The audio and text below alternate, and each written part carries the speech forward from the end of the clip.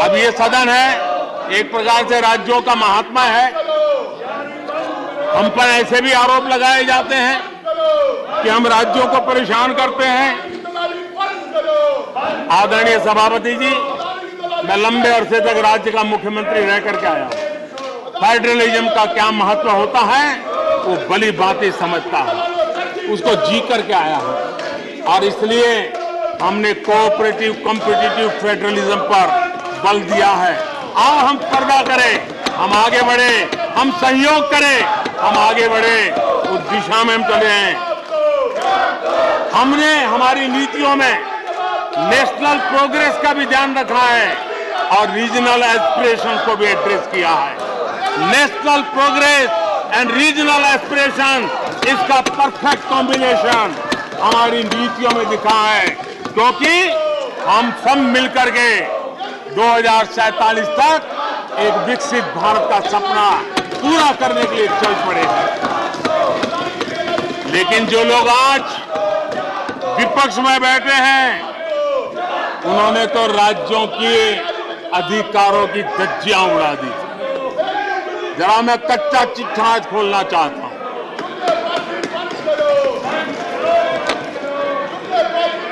जरा इतिहास उठा करके देख लीजिए, वो कौन पार्टी थी, वो लोग कौन सत्ता में बैठे थे जिन्होंने आर्टिकल 356 का सबसे ज्यादा दुरुपयोग किया।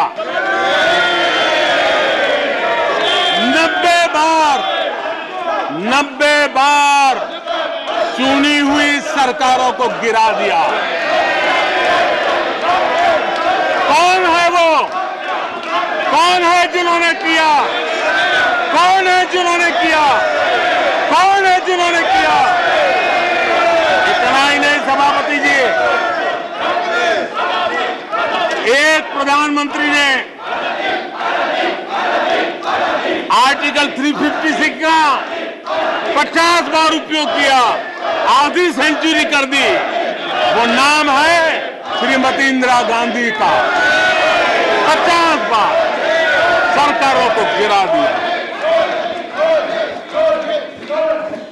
केरल में आज जो लोग इनके साथ खड़े हैं, जरा याद कर लीजिए, थोड़ा बार माइक लगा दीजिए। केरल में वामपंथी सरकार चुनी गई, जिसे पंडित नेहरू पसंद नहीं करते थे। कुछ ही कालखंड के अंदर चुनी हुई पहली सरकार को गढ़ते थे। आज आप वहां खड़े हैं, आपके साथ क्या हुआ था जरा याद कीजिए। आदरणीय सभापति जी, जरा डीएमके के मित्रों को भी बताता हूं, तमिलनाडु में एमजीआर और करुणानिधि जैसे दिग्गजों की सरकारें, उन सरकारों को भी इन्हीं कांग्रेस वालों ने बर्खास्त कर दिया।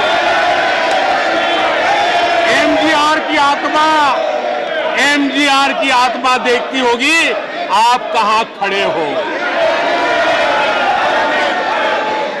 यहां पर पीछे बैठे हैं इस सदन के वरिष्ठ सदस्य और जिनको मैं हमेशा एक आदरणीय नेता मानता हूं, श्रीमान शरद पवार जी। 1980 में शरद पवार जी का आयु 35-40 साल की थी। एक नौजवान मुख्यमंत्री महाराष्ट्र की सेवा करने के लिए निकला था, उनकी सरकार को भी गिरा दिया गया और आज वो वहां है। आज वो वहां है। हर क्षेत्रीय नेता को उन्होंने परेशान किया और एनटीआर के साथ क्या किया।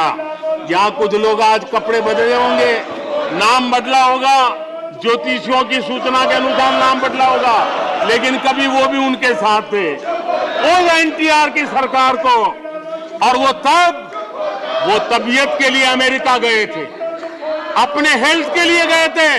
आपने एनटीआर की सरकार को गिराने का प्रयास किया। ये कांग्रेस की राजनीति का स्तर था। आदरणीय सभापति जी, अखबार निकाल के देख लीजिए, हर अखबार लिखता था कि राजभवनों को कांग्रेस के दफ्तर बना दिए गए हैं। कांग्रेस के हेडक्वार्टर बना दिए गए।